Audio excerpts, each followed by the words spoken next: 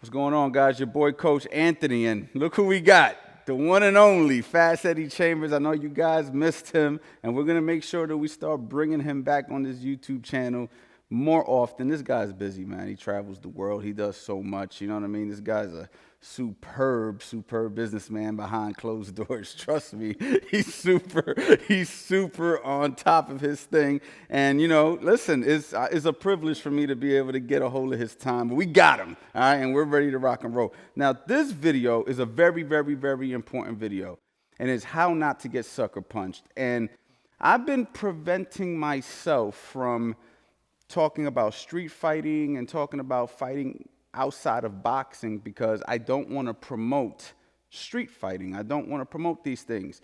But at this point, I've realized that this is a serious topic that needs to get addressed, that it needs to get talked about, and you do need to know what to do in these situations. And me being a person who's been in quite a few street fights, I can tell you from my own personal experience, and I'm not saying that proudly, I'm just saying stuff that I've actually been through, what's worked for me and what I've learned over the years. Of course, we got Fast Eddie Chambers here, a guy with almost 50 professional fights. Have you ever been in a street fight? I've been in a few. You've been in a few street fights as well, so you're going to get a lot of information right now, and it's going to be really good. So let's go ahead and get started. All right, so before we get started, I need you to like, comment, hit the bell notification icon, guys. You guys are going to help us grow this channel so we can go ahead. Everybody who likes the video right now, that's how many times we're going to get Eddie Chambers on the video. You know what I'm saying? So I need all of y'all to like so that he knows he owes all of y'all. You know what I'm saying? All right, so check it out. This video was two fighters from Russia. I wish I knew who they was, man. I'm going to be honest. I just reposted these guys not knowing who these guys are, but these guys are actually professional MMA fighters, I believe. I could be wrong, but as you can see, Eddie, check it out. Now you see what's happening. Damn! Yo, he hit him with a combo. Let's watch that one more time. I understood what they were saying. So he's stepping into his space. He's got his upper body in an angle. You peep it right here. You see how he's standing. He's ready. Right, like he could back smack him. Oh, and he got him. Okay. So now let's get into it. Okay, so you're gonna be the guy who got punched in his face a bunch of times, not me. I'm not gonna be the guy who got punched in his face. That's not happening, all right? That's you. You're the guy who got punched in the face a bunch of times. Okay, so this is where he messed up, okay? And I'm gonna teach you something that I learned probably over a decade ago from a bouncer who was a fighter, actually, that boxed at the gym that I boxed at. He gave me some really good tips, and maybe you can go ahead and chime in with some of your own tips, and we're just going to give you guys all the good stuff, guys. This is the stuff that you guys come to Coach Anthony Boxing for, right? So the first mistake is, for one, he let him in his space. One thing you never want to do in the street when you know somebody's agitated with you, you know somebody, you know, they're obviously not happy, right? They're not coming to you to be your friend, to let them this close to you. You never do that. There's no exception for that, okay? In boxing, what's the number one rule in boxing? Yeah? Yo!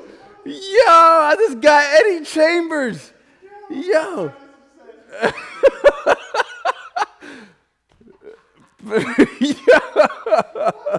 Yo, what the hell did he just say? Protect yourself at all times, okay? Yeah, Protect yourself at all times. Hey, I can't believe you got that wrong. All right, protect yourself at all times. Protect yourself at all times shouldn't just be in a boxing ring. Protect yourself at all times should be in real life as well, right? That's the goal. You don't want to get hurt, right? So the first things first is he let him in his space. Another thing, if you notice, the guy who threw the 10-piece combo, right?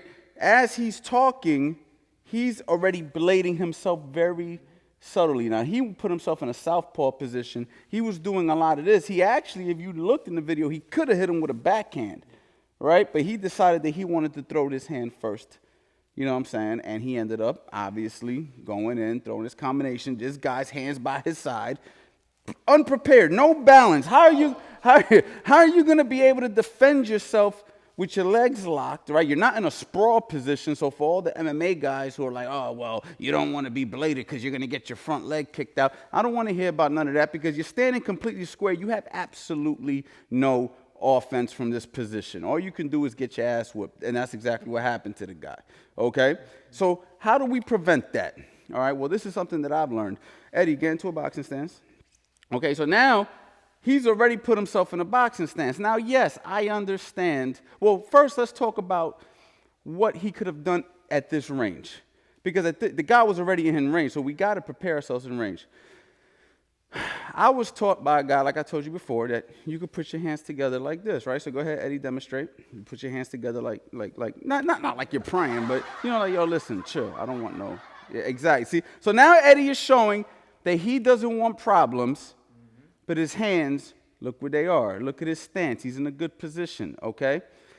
If I decide that I want to throw a looping shot around the side, all Eddie has to do is deflect that shot, okay? If I decide that I want to throw a looping shot on this side, he could deflect that shot.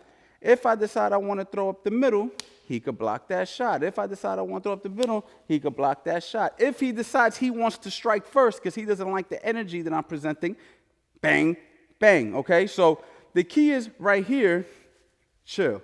Now, I want to show you guys something that I think is very valuable for street fighting, and we're going to continue to talk about this in other videos, but if you, let's just say you threw a right hook around the side, okay? If he throws a left hook around the side, now notice how I block these shots as opposed to in a boxing ring. If he threw a left hook in a boxing match, throw it, I might ride with the shot, right? If he throws it with straight right hand, I might ride with the shot. We're not doing that in the street, okay? If he throws a straight right hand at me on the street, I'm stepping back, I'm smacking that hand down. If he throws that hook around the side, I'm pushing the arm out because I don't have the gloves to protect myself and ride with those punches.